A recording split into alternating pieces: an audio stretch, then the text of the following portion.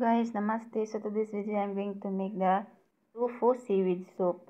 So here is my ingredients: the tofu, the seaweeds,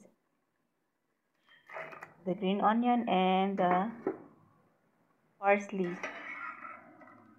So yan, nilagay na natin yung guys, yung tofu sa boiled water. Bali yung boiled water pala guys, nilagyan ko na siya ng ng Knorr cubes.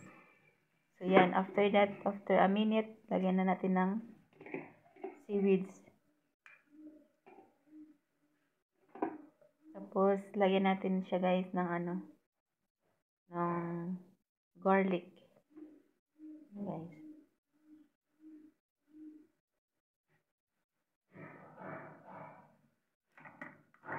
Then i-mix mo lang guys in a few minutes na maluto na yung tofu at saka yung seaweeds.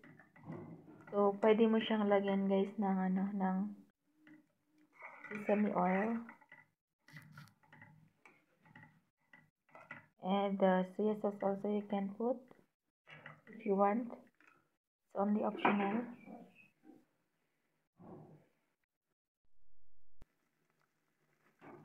So yan lang guys.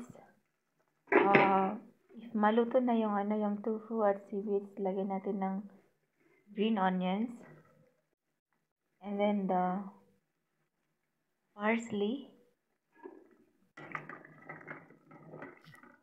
It's very healthy and very good guys soup.